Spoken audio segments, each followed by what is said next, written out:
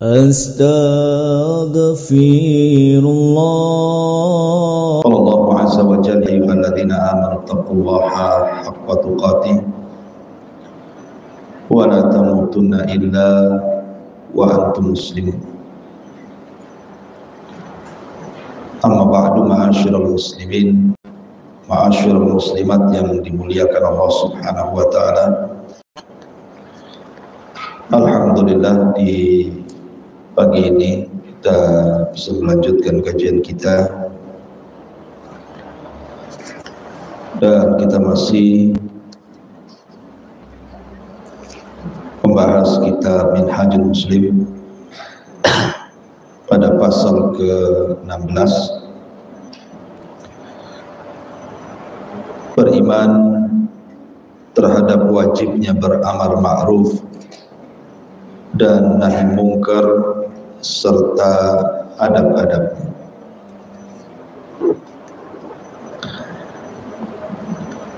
Di dalam Al-Quranul Karim, Allah Subhanahu wa ta'ala berfirman, kuntum khaira ummah ukhrijat lin-nasi ta'muruna bil ma'rufi wa tanhauna 'anil munkari wa tu'minuna billah.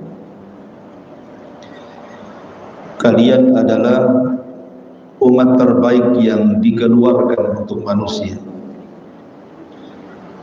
menyuruh kepada yang ma'ruf dan mencegah dari yang munkar, serta beriman kepada Allah Subhanahu wa ta'ala. Ayat ini adalah ayat yang mendasari tentang pentingnya al-amru bil ma'ruf wa nahyu anil munkar. Dan itulah yang menjadikan perbedaan antara umat Islam dengan umat-umat yang lainnya. Terbedakannya umat Islam dengan umat yang lainnya, umat Islam ini adalah umat yang tidak membiarkan kemungkaran dan senantiasa mengajak manusia kepada kebaikan.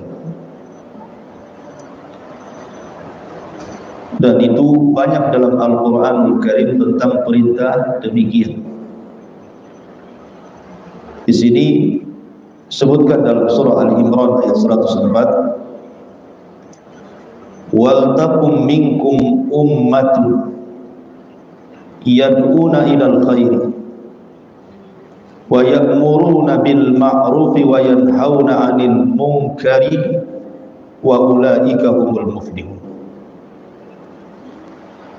Dan hendaklah ada di antara kalian orang-orang yang beriman, sekelompok umat yang menyuruh kepada kebaikan dan mencegah dari yang mungkar. Kemudian juga Allah Subhanahu wa ta'ala berfirman dalam surah Al-Hajj 41, alladzina immakkannahum fil ardi wa aqamus salata wa atuz zakata wa amaru bil ma'rufi wa nahaw 'anil munkar.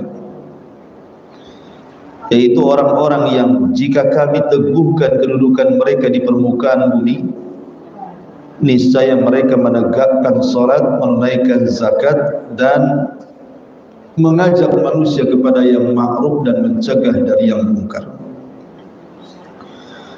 Dan begitu juga dalam surah At-Taubah 71, kemudian juga surah Luqman 17 menceritakan tentang nasihat Luqmanul Hakim kepada putranya. Dan Luqman Al-Hakim itu seorang budak, tetapi Allah Subhanahu wa ta'ala memuliakan bukan karena orang itu merdeka, karena budak juga bisa jadi mulia.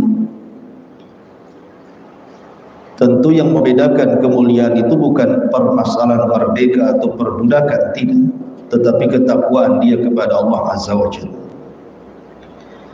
Dan salah satu nasihat Luqman kepada anaknya adalah, ya bunayya aqimis salata wa'mur bil ma'ruf wanha 'anil munkar wasbir 'ala ma asabak.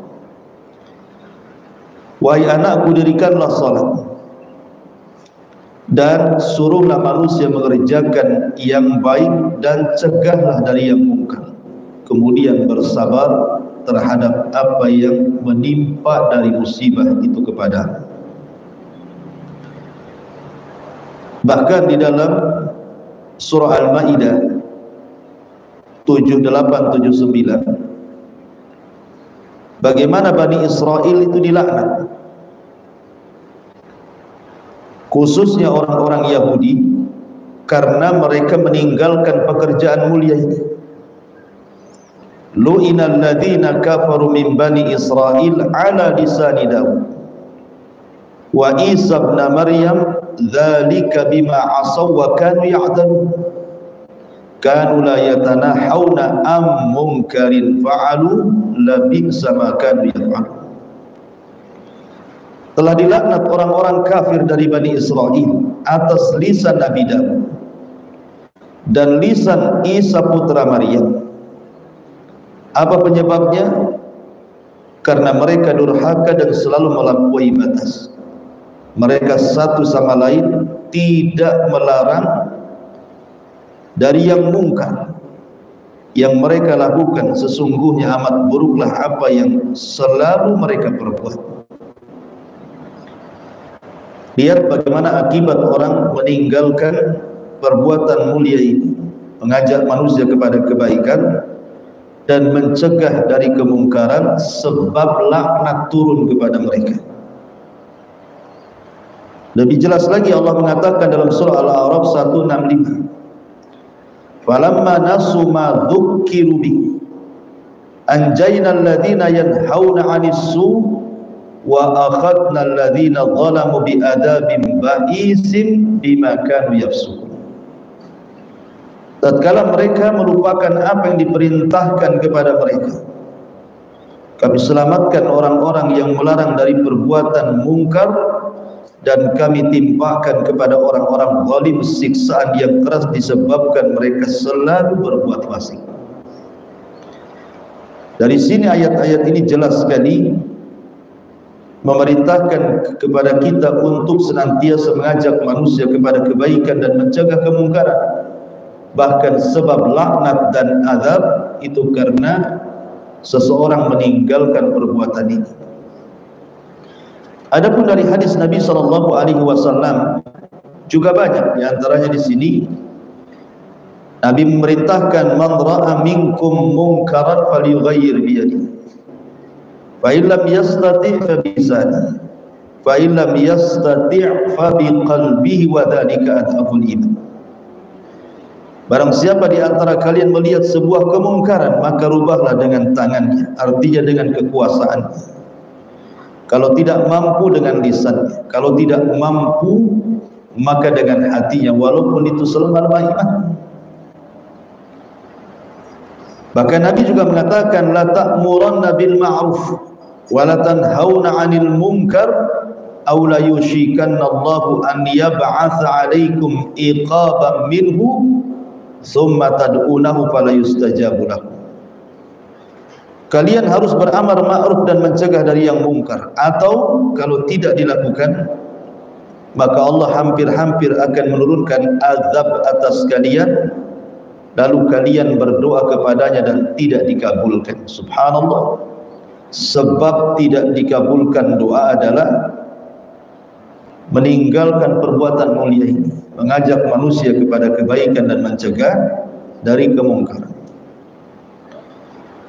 Bahkan lebih tegas lagi, Rasul mengatakan, ma min qaumin 'amilu bil ma'asi wa fihim man yaqdir an yunkir 'alaihim falam yaf'alu illa yushiku an ya'ummahumullahu bi adabi min indi. Tidaklah satu kaum melakukan kemaksiatan, sedangkan di antara mereka ada yang mampu mengingkarinya namun tidak dilakukannya, maka Allah akan timpakan azabnya kepada mereka semua tanpa terkecuali. Kenapa demikian? Karena fitnah ataupun azab itu kalau sudah diturunkan, itu bukan terkena kepada para pelaku maksiat saja, tapi orang-orang baik yang membiarkannya pun akan terkena imbasnya. Makanya Allah mengatakan, wattaqu fitnatan la tusibanna alladziina zalamu minkum khassah. Takutlah akan fitnah kalau ditimpakan Allah itu bukan orang zalim saja yang kena, orang-orang baik pun terkena imbasnya. Makanya penting seseorang itu untuk tidak berdiam diri membiarkan kemungkaran, tapi dicegah semampunya. Karena Nabi SAW pernah menggambarkan sebuah gambaran yang luar biasa, perbedaan kaum yang mencegah dari yang mungkar dengan kaum yang membiarkan kemungkaran. Kata Nabi SAW, ada sebuah kapal, kapal itu tingkat 2, yang bawah dihuni manusia, yang atas pun dihuni manusia. Orang-orang bawah kapal ini kalau di laut, mereka kalau minta air, mereka selalu naik ke atas, dan seperti itu rutinitasnya, sehingga akhirnya ada kejenuhan dari orang-orang yang di bawah itu, merasa tidak nyaman, terkadang mengganggu orang yang di atas, kadang tidur terganggu, kadang istirahat terganggu karena mereka minta air. Akhirnya kemudian berinisiatiflah salah seorang di antara mereka, bagaimana kalau seandainya kita bolongi kapal, kita ambil air dari bawah. Kan kalau kapal dibolongi nanti airnya keluar. Kalau seandainya ini terjadi, orang-orang di atas itu membiarkan orang-orang di bawah membolongi kapal, mengambil air dari bolongan kapal, tentu kapal itu kan tenggelam. Dan yang tenggelam itu bukan hanya yang di bawah, kapal-kapalnya tenggelam, artinya semuanya akan tenggelam. Ini permisalan bagus dari Nabi. Kalau kita biarkan satu kampung ada kemungkaran, kemudian diam saja satu kampung itu, maka kalau Allah turunkan azab, habis itu satu kampung. Makanya lihat bagaimana Allah Subhanahu wa taala menggambarkan kisah Ashabus Sabti, kisah orang Yahudi yang tinggal di pinggiran lautan, yang kerja mereka itu mencari ikan. Ada larangan bagi mereka, khusus di hari Sabtu tidak boleh melaut, karena itu hari sakral. Bagi orang-orang Yahudi hari Sabtu itu hari sakral, hari yang sangat-sangat suci, sehingga tidak boleh ada aktivitas kecuali ibadah. Tetapi kemudian sebagian orang jahat, mulai mereka membuat khilah, hendak menipu Allah dan orang yang beriman. Mereka memasang jala di hari Jumat, untuk ikan di hari Sabtu diambilnya hari Ahad. Mereka melakukan seperti itu berhari-hari, berbulan-bulan, rupanya tidak turun azab, sehingga mereka menyangka jangan-jangan mitos saja, orang yang melanggar dari Sabtu itu akan turun azab. Akhirnya memberanikan diri mereka, bukan hanya pasang jaring di hari Jumat untuk ikan hari Sabtu dan diambil hari Ahad, tapi mereka langsung terjun di hari Sabtu untuk mengambil ikan. Alasannya karena ikan di hari Sabtu itu nampak di permukaan, padahal itu adalah ujian dari Allah. Tergoda atau tidak? Rupanya mereka tergoda. Ada sebagian kecil dari orang-orang yang beriman mengingkari, jangan kau lakukan, hentikan, kalau tidak azab Allah turun. Tetapi ada juga yang aneh, kelompok yang kedua mengatakan kepada sekelompok kecil yang beriman, sudahlah, jangan ikut campur kepada urusan orang-orang fasik, biarkan mereka yang diazab, tidak usah ribut. Memang orang kedua ini tidak ikut mancing di hari Sabtu, cuman dia tidak mau ada kebisingan, sehingga dia mencegah orang-orang yang beriman, sudah biarkan saja, nggak usah bising. Kalau memang azab Allah turun, pasti akan menimpa mereka saja yang mengambil ikan dari Sabtu. Orang kedua ini tidak paham. bahwa kalau azab Allah turun itu bukan hanya terkena orang zalim saja, tetapi azab itu kalau turun orang baik pun terkena imbasnya. Maka orang-orang yang beriman yang tidak mau terkena imbasnya, kalau seandainya turun azab, mereka pun menyingkir dari desa itu. Kemudian mereka membuat pagar tinggi supaya dipisahkan antara mereka dengan orang-orang yang mencegah mereka dan orang-orang yang mengambil ikan dari Sabtu. Berjalanlah waktu demi waktu, hari, bulan, tahun, sampai suatu hari rupanya sudah tidak ada lagi suara hiruk pikuk, ketawa ketiwi, jual beli. Tiba-tiba senyap saja. Orang-orang yang beriman di balik tembok ini kan temboknya tinggi, tidak bisa melihat. Penasaran kenapa orang-orang itu biasanya ramai, habis dari laut mereka ramai gitu kan. Rupanya senyap, sepi. Tiba-tiba kemudian mulailah di antara mereka mengambil tangga, kemudian naik ke atas pagar, dilihatnya rupanya tidak ada manusia. Kemudian ditunggu beberapa waktu juga tidak ada manusia. Akhirnya cobalah mereka keluar dari tembok itu, rupanya memang tidak ada manusia karena sudah berubah menjadi kera-kera yang dihinakan dan sebagiannya menjadi babi. Lihat bagaimana Allah Subhanahu wa taala mengirim azab. Allah turunkan kepada mereka azab karena mereka tidak mau untuk dicegah dari kemungkaran. Jangan sampai kemudian nasib orang ini demikian, tidak mau dinasihati, kemudian degil, terus saja bermaksiat, akhirnya Allah turunkan azab kepadanya. Makanya kenapa Nabi SAW sangat-sangat menekan tentang urusan yang ini, mengajak manusia kepada kebaikan dan mencegah kemungkaran karena dampaknya dahsyat. Ma'asyiral muslimat yang dimuliakan Allah Subhanahu wa taala, tentu yang perlu kita ketahui adalah ada adab-adab, karena kan al-amru bil ma'ruf wan nahyu 'anil munkar ini bagian daripada nasihat. Artinya ada etika-etika, ada adab-adab yang harus dilakukan. Apa saja adab-adab, baik kepada orang yang akan mencegah dari yang mungkar dan mengajak manusia kebaikan, kepada kebaikan, ataupun kepada orang yang diberikan nasihat. Dua-duanya ada adab. Ya. Yang harus dipahami bahwa ketika ibu berusaha untuk mengajak manusia kepada kebaikan dan mencegah kemungkaran, niat ibu itu adalah ikhlas karena Allah. Jadi memang ingin mencari kebaikan, bukan karena ibu merasa bersih dan dia kotor. Ibu merasa ahli ibadah dan dia ahli maksiat. Ibu merasa bahwa ibu itu tidak punya kesalahan dan orang itu banyak kesalahannya. Bukan itu. Jangan ada niat seperti itu dalam memberikan nasihat kepada orang.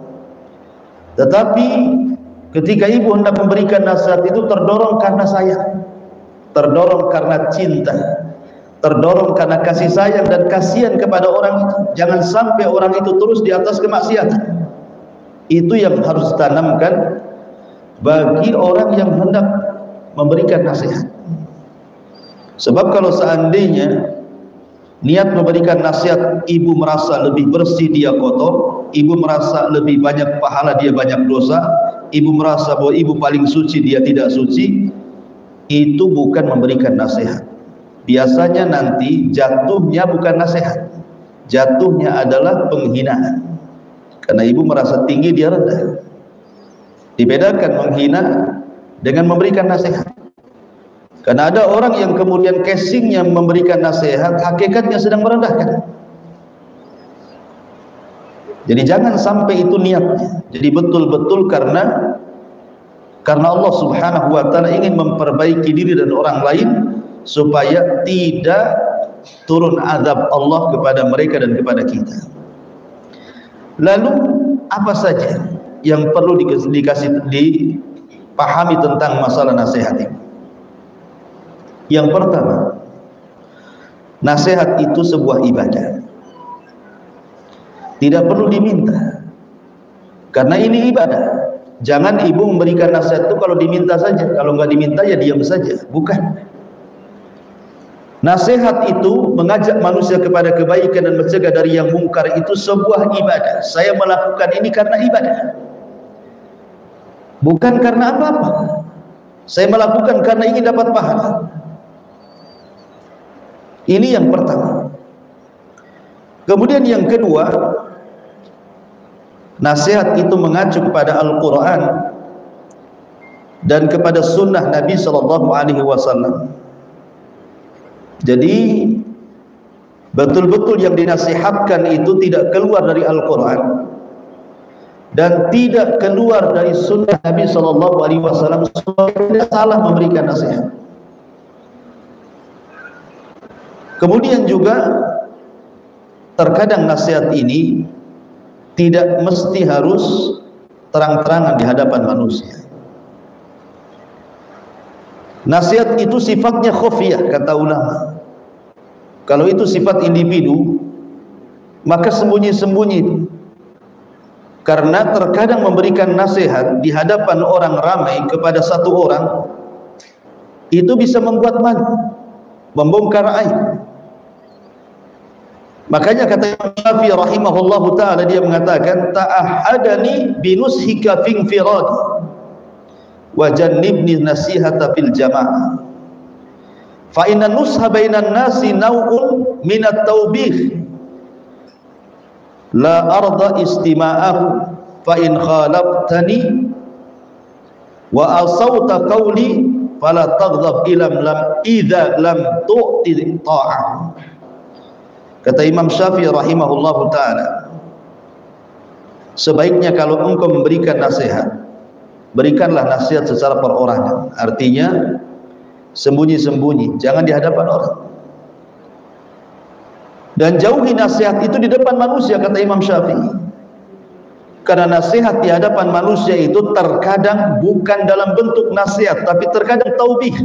Kita sedang menjelek-jelekan dia. Yang terkadang orang yang dinasihati itu tidak mau didengar, karena itu aib dia. Bahkan terkadang tidak akan masuk, justru dia marah. Makanya penting nasihat itu. Coba ibu ajak ngopi, ajak makan, undang, senangkan dulu, baru ngomong. Ya. Jangan kemudian ibu ketemu kawan yang bermasalah, pas pula di warung kopi. Kapan lagi berjumpa dengan dia? Tunggu-tunggu, saya turun dulu. Tiba-tiba ibu kemudian marah-marah di situ. Ibu sedang marah apa sedang nasihati orang? Jadi nasihat itu harus khufiyah, diam-diam. Ibu sama orang yang akan dinasihati saja. Kemudian juga di antara adabnya adalah an-nasihatu bil-lin. Nasihat itu dengan lembut, cari kata-kata yang baik. Kan kata-kata itu kan banyak, ya. Dalam bahasa Jawa itu ada kalimat-kalimat yang lembut, ada yang tengah-tengah, ada yang kasar, kan ada pilihan kata. Di bahasa Sunda juga sama, orang Padang juga sama, Alor juga sama. Hampir semua daerah itu kan ada level-level bahasa.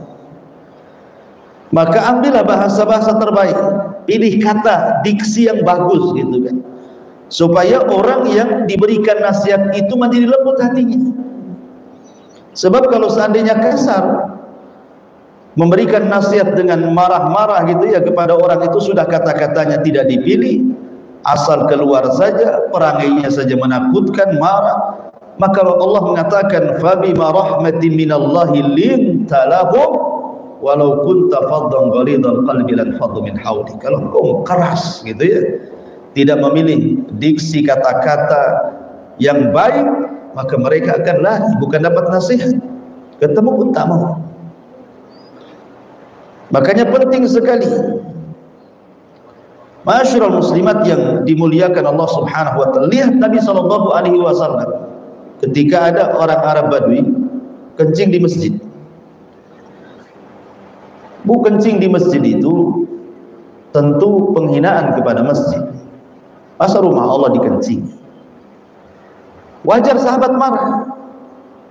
Mereka melotot semuanya, sampai Arab Badui ketakutan karena dia bersalah. Tapi datang Nabi SAW memberikan contoh di hadapan para sahabat, dan ini contoh Nabi kepada kita. Kata Nabi SAW kepada para sahabat yang hampir emosi itu, da'uhu, pergi kalian, tinggalkan dia, biar ini urusan. Maka setelah Nabi SAW berusaha membiarkan dia selesai kencing, kemudian Rasul memanggil, kemudian menjelaskan, wahai fulan, masjid ini tempat zikir, tempat baca Quran, tempat sholat. Rasul tidak menyebut bukan tempat kencing, Rasul tidak menyebutkan objek kesalahannya, Rasul hanya menjelaskan fungsi masjid saja. Dan itu kelembut luar biasa gitu, tidak menyebutkan objek kesalahan. Tetapi kita menasihati itu bahwa fungsi masjid ini, kata Nabi, untuk sholat, untuk baca Quran, untuk zikir, ya. Seolah-olah Rasul mengatakan bukan untuk kencing, tapi Rasul tidak menyebut. Sama nih kalau ibu seandainya punya tetangga, mungkin dia kerjanya tengah malam, kerja remang-remang, kerja nggak jelas gitu kan, karena dari penampilannya buka aurat gitu kan. Ibu datanglah, nasihati dia gitu ya. Mbak, seorang muslim itu kan harus nutup aurat, pakailah pakaian yang syar'i, ini saya punya jilbab, ambillah, kan begitu Bu ya. Bukan datang-datang, kamu kerja zina ya semalam ya, kamu ngapain semalam, itu interogasi Bu ya. Itu namanya ibu menghakimi. Tapi coba seperti itu dengan bahasa-bahasa yang objek maksiatnya jangan disebut. Itulah Nabi SAW tidak pernah menyebut objek maksiatnya.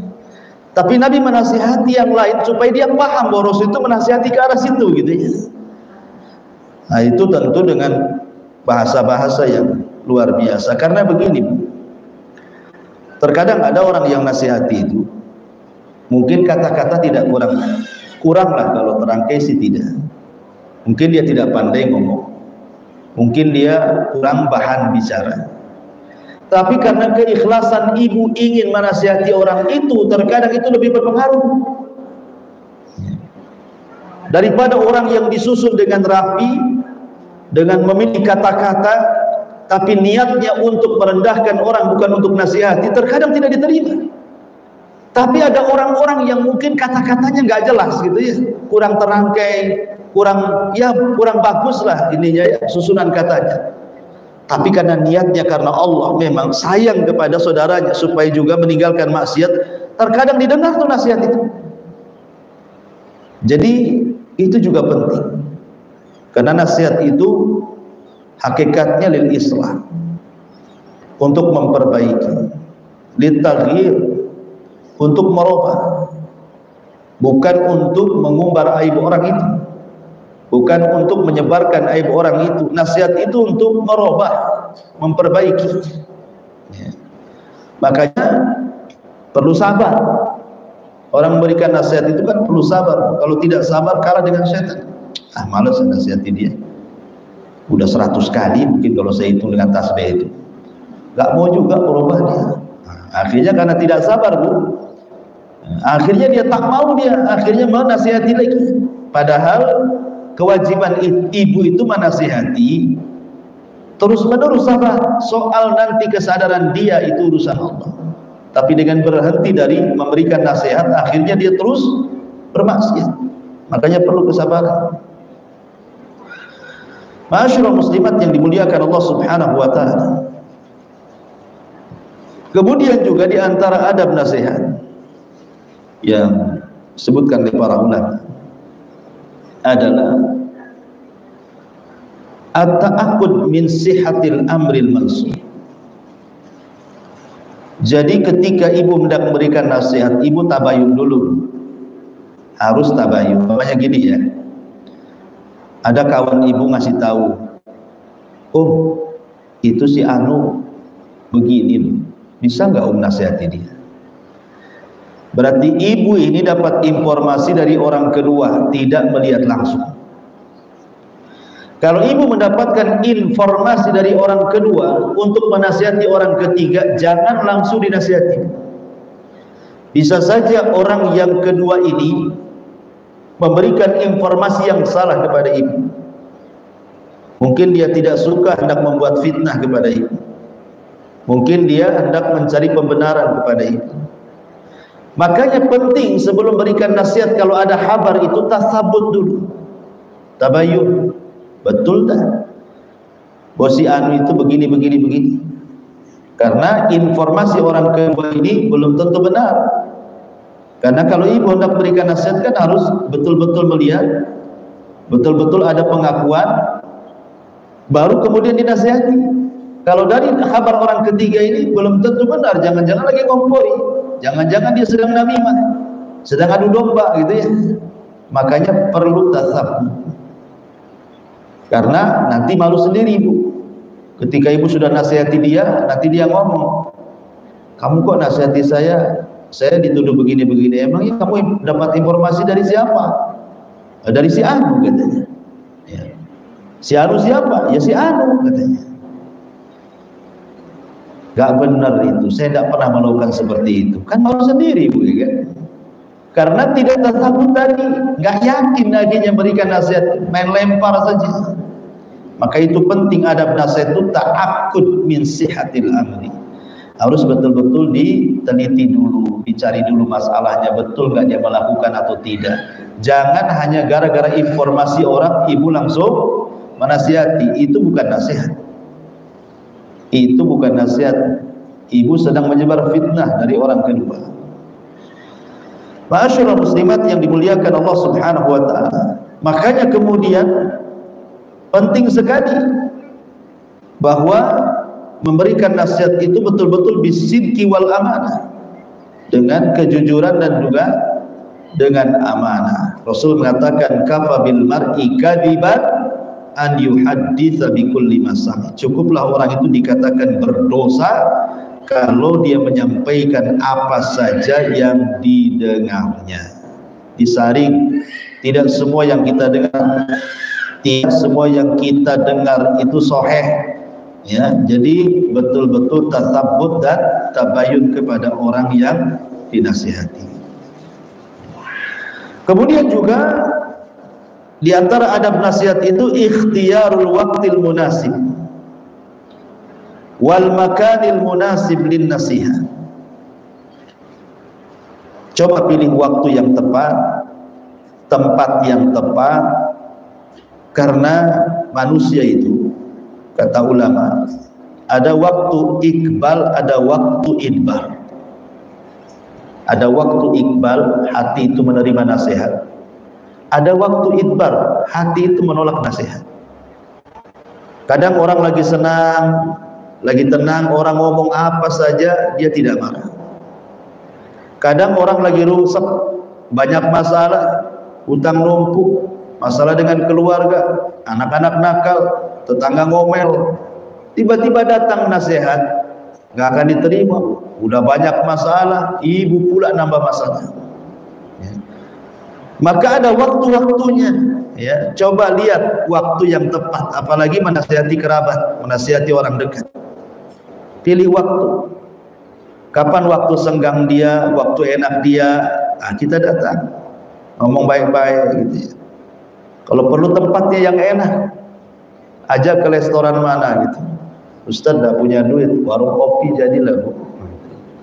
Yang penting kan senang, atau ke taman mana ya, yang penting otaknya agak encer, ajak ke pantai, ngobrol-ngobrol gitu ya, sambil ngalor ngidul, akhirnya nembak di situ. Jadi terkadang perlu yang seperti ini, karena manusia itu ada waktu-waktu futur, ada waktu-waktu senang, ada waktu-waktu senang, ada waktu susah, ada waktu sedih, ada waktu bahagia. Lah karena hati manusia itu berubah-ubah, maka kenapa di antara adab nasihat itu kan memilih waktu dan juga memilih tempat, karena itu sangat berpengaruh kepada orang yang akan dinasihati. Ya. Kemudian juga di antara adab nasihat itu adalah izharul hub wal wud lil mansuhi qablal bad'i bin nasihat. Ibu tampakkan senang dulu,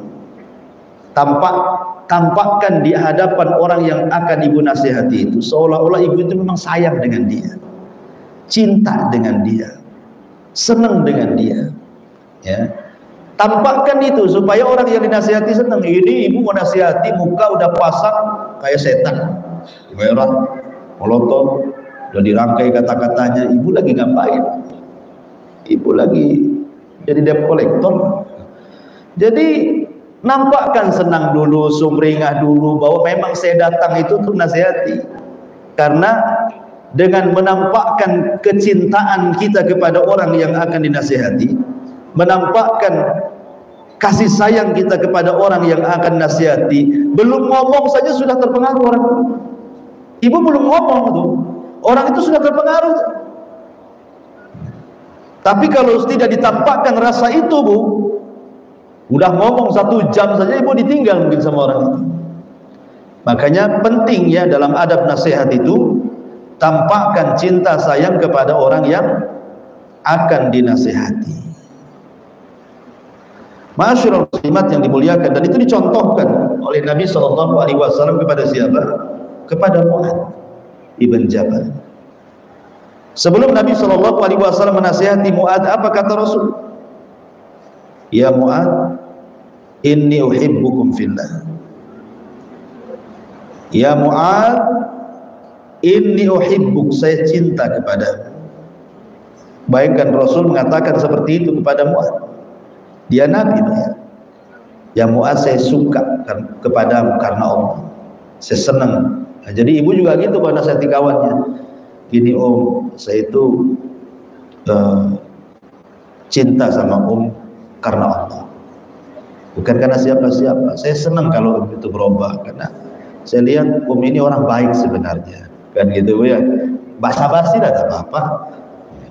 Apa susahnya basa-basi itu? Supaya dia senang dulu, angkat dulu, ya, besarkan hidungnya dulu, kembangkan dulu, jadi baru kemudian ibu nasihati pelan-pelan. Ya. Maka itu juga thariqah yang dilakukan Nabi SAW, bagaimana cara memberikan nasihat. Kemudian juga diantaranya nasihat itu jangan kelamaan. Terkadang orang bosan.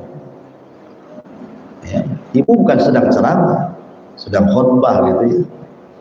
Sini, saya nasihati kamu. Innal hamdalillah nahmaduhu wa nasta'in. Ibu lagi isi kajian tuh. Jadi nasihat itu yang ringkas, padat, jelas. Orang nggak bosan. Ya, ini sini saya nasihati kamu dari pagi sampai sore gitu Bu ya. Ibu lagi ngerumpin ke nasihat. Jadi nasihat itu tidak usah panjang-panjang. Lihat Nabi SAW, ada orang datang kepada Rasul, ausini, nasihati aku Rasul. Kata Rasul, la taghdab, jangan marah. Yang lain Rasul, la taghdab, jangan marah. Yang lain Rasul, la taghdab, jangan marah. Udah, kalimat Rasul cuma begitu saja ya. Jadi tidak perlu ditarik benangnya gitu ya, sana kemari suruh ceritakan sejarahnya.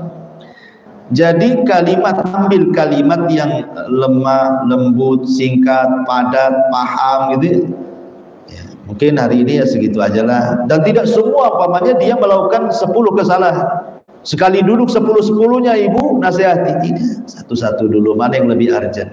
Nanti besok-besok lagi datang lagi, nah yang lainnya. Nah gitu maksudnya ya, supaya tidak mudah tersinggung. Kemudian juga diantara nasihat itu jangan sampai mengarah ke perdebatan. Ya Bu ya, kalau nasihati orang jangan mengarah ke perdebatan. Karena ada orang nasihat itu jadi debat. Ah, kau ini pandai nasihat, kau aja kayak gitu. Enggak lah, kok jadi debat ini Bu ya. Jadi nggak boleh nasihat itu sampai kemudian jadi munaqashah, terjadi perdebatan. Jangan arahkan ke perdebatan. Ya, jadi nasihat itu fokus saja. Kalau sudah mulai berdebat, nah ibu tinggalkan. Ya saya kan hanya nasihati, diterima alhamdulillah, tidak juga kalau bisa diterima gitu ya. Jadi tetap saja, jangan kemudian kalau sudah mulai berdebat Bu, nanti setan masuk di situ. Ibu bukan sedang nasihati, jadi marah-marah nantinya. Kok ini nggak bersyukur? Aku datang nasihat, ya udah habiskan waktu, tinggalkan keluarga, anak-anak, nasihati kamu. Tahu-tahu begini, itu akhirnya ibu sudah gak ikhlas itu. Jadi kalau sudah mulai debat-debat, tinggalkan ya. Maka ini penting, jangan sampai nasihat itu mengarah kepada perdebatan. Kemudian juga di antara adab nasihat tubuh, ibu kalau nasihati orang itu kayak ibu ngomong di cermin. Ibu ambil cermin, ibu ngaca di situ. Kira-kira cantik nggak ibu tuh? Jadi ibu ngaca seolah-olah ibu sedang nasihati orang yang dikaca tuh. Jadi kalau nasihati orang seolah-olah ibu sedang menasihati diri sendiri. Dan itu akan lebih terasa gitu ya. Karena ibu tidak merasa lebih cerdas, lebih bersih, lebih ahli ibadah, lebih banyak pahala dibandingkan orang yang nasihati. Karena hakikatnya ibu sedang menasihati orang. Dan harus jelas nasihati itu. Sebab kalau seandainya ibu tidak jelas menasihati, itu sama ibu bercermin dengan cermin yang buram. Ibu nggak nampak dan ibu di cermin itu. Jadi harus jelas gitu ngomongnya. Kamu ini ngomong apa sih? Kalau gitu saya nggak paham. Jadi jangan sampai dia ngomong begitu. Harus jelas gitu ya. Jadi rasakan bahwa kita sedang menasihati diri sendiri, kemudian perjelas apa yang dinasihati. Kemudian juga yang lebih penting tadi sudah saya jelaskan bahwa menasihati itu beda dengan merendahkan. Jangan sampai nasihat itu menjadi merendahkan. Nasihat itu harusnya mengangkat derajat. Karena ada orang awalnya nasihat, ujungnya merendahkan. Kan gitu Bu ya, awalnya nasihat baik, terakhir dasar kau memang kepalamu keras sekali, hatimu keras sekali, dasar kau banyak maksiat. Alah, ini gimana? Awalnya baik-baik itu kan, tiba-tiba ujungnya merendahkan. Nah itu tak boleh. Ibu bukan sedang merendahkan orang, sedang nasihati. Maka pentingnya mengkontrol hati ketika memberikan nasihat. Memang dari awal itu kita harus lapang dada. Jangan sampai terpancing dengan ucapan orang yang dinasihati, supaya ibu tenang ngomongnya, ya kan? Kemudian jangan lupa minta pertolongan kepada Allah agar orang yang dinasihati itu dapat hidayah. Ya. Adapun kalau seandainya posisi ibu ini orang yang dinasihati, bersyukur Bu, masih ada orang yang nasihati. Kalau ibu tidak ada yang menasihati, ibu akan terus bengkok jalannya. Makanya orang dulu, kalau kata Syekh Utsaimin rahimahullah ta'ala, dikatakan bertakwalah kau kepada Allah. Sebagian ulama salaf itu ketakutan mereka, terkadang sampai pingsan karena takutnya gitu. Jadi berterima kasih kepada orang yang menasihati kita. Kemudian yang kedua, ucapkan bentuk terima kasih kepada orang yang nasihati. Katakan jazakumullah khair, jazakillah khair. Semoga Allah membalas, rupanya di dunia ini masih ada yang sayang dengan saya. Dan itu ya Bu ya. Jadi adab kepada orang yang nasihati juga bersyukur, sebab masih ada di dunia itu yang mau nasihati. Nah itu juga diantara adab-adabnya yang perlu diketahui oleh orang-orang yang akan memberikan nasihat. Jadi intinya bahwa menasihati itu bergerak dari kecintaan kepada orang yang dinasihati untuk berbuat kebaikan. Kemudian juga terdorong kecintaan kepada orang yang dinasihati supaya mendapatkan hidayah dan juga istiqomah. Nah di sini mu'allif rahimahullah ta'ala juga menyebutkan dalam halaman 111 tentang beberapa adab, ya kan? Adab-adab etika beramar ma'ruf dan menahi munkar. Kata beliau yang pertama, orang yang melakukan amar ma'ruf dan nahi munkar itu hendaklah mengetahui hakikat apa yang akan diperintahkan dan apa yang akan dicegah. Jadi ibu harus punya ilmu ketika ibu menyuruh orang berbuat baik, ketika ibu mencegah dari yang mungkar. Ibu harus punya ilmu dua-duanya, apa yang akan diperintah, apa yang akan dicegah, supaya kalau punya pengetahuan, ibu tidak gagal dalam menyampaikan kebaikan dan mencegah dari kemungkaran, supaya jangan sampai ibu sedang mencegah dari yang mungkar padahal itu ma'ruf, atau memerintahkan kepada yang ma'ruf padahal itu mungkar. Jangan sampai terbalik-balik, Bu, ya. Dan itu perlu ilmu, ya. Kemudian yang kedua,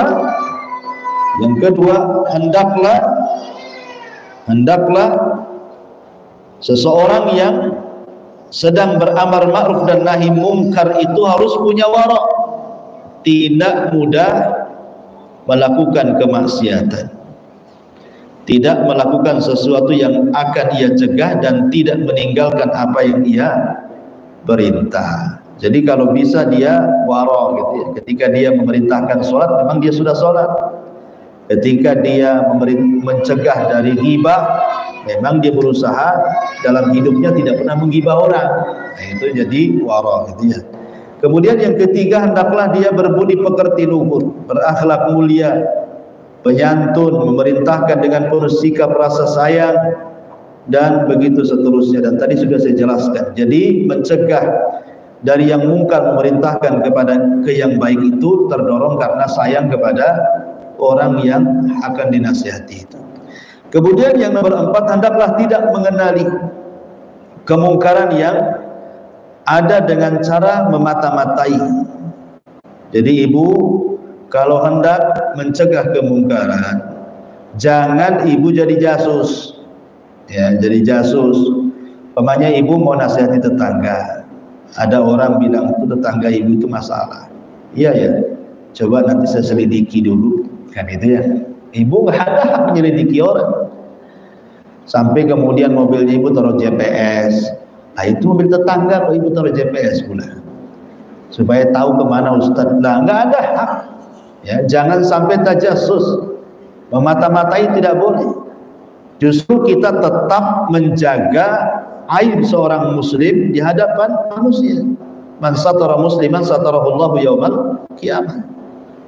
Ya, jadi menasihati itu bukan untuk memata-matai, tidak boleh. Kemudian yang nomor 5, sebelum memerintahkan orang yang akan diperintah, hendaknya terlebih dahulu dikenalkan kepadanya yang ma'ruf, sebab boleh jadi ia meninggalkannya karena tidak mengetahui bahwa ia tinggalkan itu adalah merupakan yang ma'ruf. Ya, tadi diajarkan dulu, diajarkan ilmu dulu, jangan langsung dicegah, ya. Contoh umpamanya ada tetangga berbuat bid'ah umpamanya, kan, datang ibu ke tetangga, ya, maaf Bu, saya kok ibu suka melakukan seperti ini, ada dalilnya nggak Bu ya? Kalau saya ada, saya pengen ikutlah, kan gitu ya. Nah, supaya jangan salah. Contoh mamanya ada orang yang ketika baca Quran sadaqallahul azim, mungkin ibu mengatakan oh nggak ada itu sadaqallahul azim itu, kan, langsung dicegah, kok ngomong apa, nggak ada di Quran itu. Karena ternyata setelah dijelaskan, Rasul pun pernah mengucapkan sadaqallahul azim setelah baca Quran, kan. Sebagaimana hadis Nabi SAW ketika menggendong Hasan dan Husain, dia mengatakan sadaqallahul azim innama amwalukum wa auladukum fitnah. Boleh sekali-kali mengucapkan sadaqallahul azim. Jadi harus paham, jangan main cegah saja dari kemungkaran sementara dia tidak punya ilmunya, akhirnya malu sendiri akhirnya. Kemudian juga hendaklah menyuruh, memerintahkan dan mencegah dengan cara yang baik. Lalu jika orang yang dimaksud tidak juga mengerjakan yang ma'ruf dan tidak meninggalkan yang mungkar, maka hendaklah dia beri nasihat dengan sesuatu yang membuat hatinya lunak. Artinya kalau tidak bisa dengan kata-kata, ya, kalau tidak bisa dengan kata-kata, ya dengan perbuatan, dengan hadiah, gitu ya, supaya hatinya lunak. Dan yang terakhir, jika tidak mampu merubah kemungkaran dengan tangan sendiri, maka bisa lewat orang lain atau dengan cara berikan harta, sedekah, supaya orang itu semakin menerima nasihat kita. Wallahu a'lam, ini yang bisa saya sampaikan. Silakan kalau ada yang bertanya. Ya.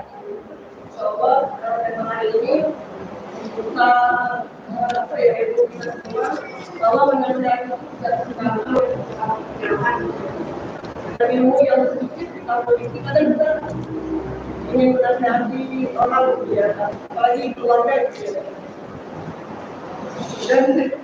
Dan caranya memang jadi Ustaz dengan adab-adab ini kita nggak pakai adab-adab ini, ternyata mereka tidak menerima gitu. Nasihat kita. Apakah kita terus menasihati atau seperti juga ya Allah iya, tetap Bu harus menasihati ya. Kalau dulu-dulunya karena tidak punya ilmu kemudian main hantam, main bicara karena tidak sabar pengen berubah dengan cepat pada hidayah milik Allah kan itu. Nah setelah punya ilmu kan makin ngaji kan otomatis kita paham caranya. Bahwa nasihat itu tidak mesti dengan lisan ya, nasihat itu mungkin dengan hadiah, dengan pendekatan akhlak, dan tidak harus spontanitas hari itu kita nasihati, hari itu berubah kan tidak bisa juga, karena hidayah itu kan milik Allah. Terkadang ada yang diuji, seperti Rasul juga pernah diuji. Pamannya Abu Thalib dinasihati sampai meninggal dia tidak masuk Islam, yaitu memang hidayah milik Allah. Tapi minimal tugas kita sudah selesai.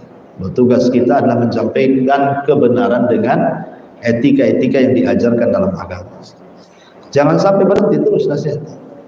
Ya, tapi mungkin ya waktunya mungkin kalau terlalu sering mungkin bosan, akhirnya marah, takutnya terputus silaturahim. Ya sekali-kali. Ya. Wallahu a'lam. Baik Ustaz, apabila kita tahu atau melihat di keluarga atau di sekeliling kita melakukan amalan yang tidak dicontohkan dan kita tidak mencegah atau memberitahu bahwa itu tidak ada contohnya dari Nabi, apakah kita berdosa? Iya. Dalam Al-Quran Allah mengatakan ku anfusakum wa ahlikum nar. Jagalah diri kalian dan keluarga kalian dari api neraka.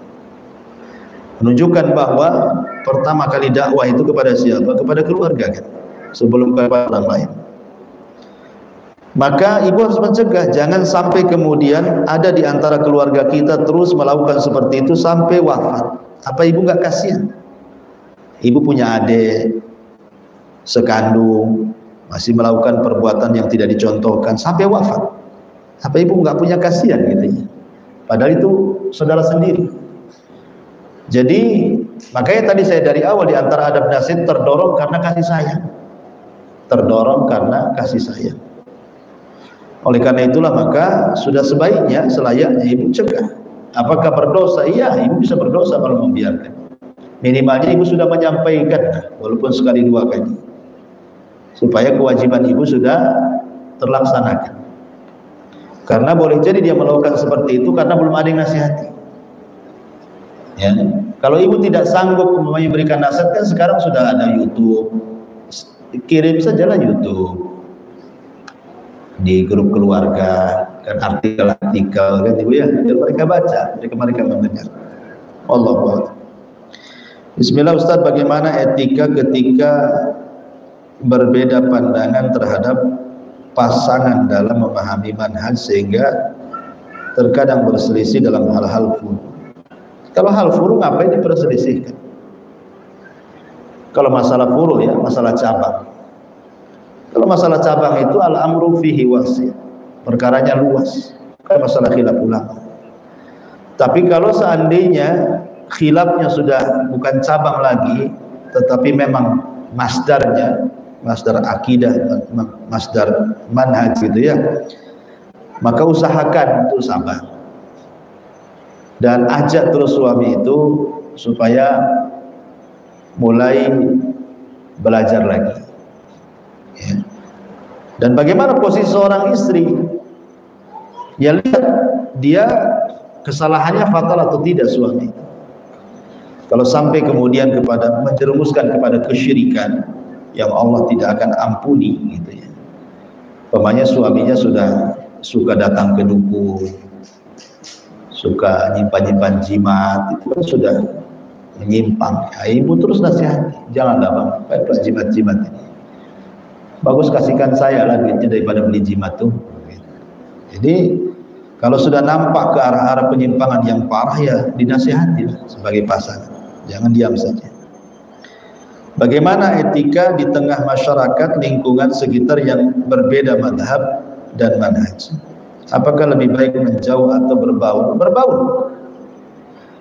Ibu berbaur, kemudian disakiti dan ibu sabar, itu lebih baik dibandingkan ibu sendiri tidak disakiti orang dan ibu bisa bersabar. Mau sabar dari apa hidup sendiri? Ya, jadi kata Rasul, kalau ibu berbaur, tiba-tiba ibu disakiti dan ibu bersabar, itu lebih baik daripada hidup sendiri tengah hutan. Ya, jangan menjauh, berbaur. Mudah-mudahan dengan berbaur itu kita bisa berdakwah. Berdakwah kan tidak dengan lisan, bisa dengan perbuatan, bisa dengan akhlak, bisa dengan harta, bisa dengan sedekah. Jadi tidak mesti harus dengan lisan. Saya contohkan ya, kemudian bisa cerita dia. Ada seorang ikhwan itu di tengah masyarakat. Dia penampilannya, dia berusaha untuk penampilan sunnah. Dia tidak banyak ngomong. Tapi kalau di kampungnya ada kerja bakti, dia datang. Di mana saja ada kerja bakti, dia datang. Dia bawa gorengan, dia bawa air aqua gelas. Akhirnya lama-lama kemudian sebagian orang itu menganggap itu, oh, padahal ajaran mereka itu sesat, tapi kok orangnya baik-baik ya. Mulai akhirnya ragu-ragu tuh. Orang-orang yang menganggap sesat itu akhirnya mulai ragu-ragu. Jangan-jangan benar pula. Kita yang menganggap benar kok tak ada pula yang kasih gorengan katanya. Jadi bisa saja dengan cara seperti itu. Ya, namanya hidayah itu kan dari mana saja jalannya. Bagaimana menyikapi sebagian umat Islam yang memahami bahwa surah Al-Fatihah menjadi salah satu wasilah untuk orang yang sudah meninggal atau membaca Al-Fatihah sebelum berdoa? Jazakallahu khairan. Ya, ya, alhamdulillah. Ketika kita menyikapi perbedaan di masyarakat, maka kita harus berlapang dada dan dewasa. Harus dibedakan perbedaannya di mana. Perbedaannya dalam masalah apa? Kalau dalam masalah fikih furu'iyah, contohnya masalah kunut, ulama juga berbeda pendapat. Imam Syafi'i boleh kunut, Imam Ahmad tak boleh. Kenapa ribut gara-gara kunut? Ya kan? Kalau umpamanya perbedaannya masalah-masalah fikih, masalah adzan Jumat 2 kali hari Jumat, yang satu tunda gitu. Anda malas saya masjid di sana. Kenapa adzannya 2 kali? Bagus di masjid di sini. Yang adzan 2 kali juga mengatakan malas sholat Jumat di sana, adzannya 1 kali, nggak jelas gitu. Ini masalah fikih. Kenapa gara-gara adzan kemudian masjidnya dijauhi? Nah, tapi kalau sudah masuk pada ranah-ranah akidah, ranah-ranah yang seseorang harus memilih antara hak dan yang batil, ya tentu kita tidak diam, tetap kita harus memilih. Adapun kemudian kalau umpamanya ada yang berseberangan dengan masalah bacaan Fatihah, ya, dan ibu punya dalil bahwa itu adalah tidak benar, dan ibu sanggup untuk berhujah kepada mereka, lakukan dengan melihat maslahat dan mafsadah. Tapi kalau tidak, ibu tidak punya pengetahuan tentang itu, ibu tinggal tanya dalilnya apa kalian melakukan seperti itu. Dan kalau ibu tidak punya kesanggupan, tidak perlu berdebat dengan mereka. Biarkan mereka melakukan seperti itu, ibu cukup ingkari dengan hati saja. Kalau tidak bisa dengan lisan. Ya, kalau memang yang berbeda seberang, supaya kita lebih berusaha untuk menggabungkan persamaan. Toh mereka juga masih muslim, syahadat mereka sama, rukun Islam mereka sama, rukun iman mereka sama. Hanya dalam bab ini mereka berbeda dengan kita. Maka kalau kita punya hujah, ya kita bantah. Kalau tidak punya hujah, ya sudah.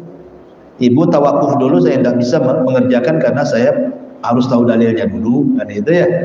Itu saya kira pemikiran lebih sederhana yang seperti itu daripada kemudian tiba-tiba ibu sewot nggak jelas gitu ya. Wallahu a'lam. Ya, saya kira cukup Bu. Dengan di rumah ada orang kerja. Subhanakallahumma bihamdika asyhadu an la ilaha illa anta astaghfiruka wa atubu ilaik. Wallahu ta'ala. Assalamualaikum warahmatullahi wabarakatuh.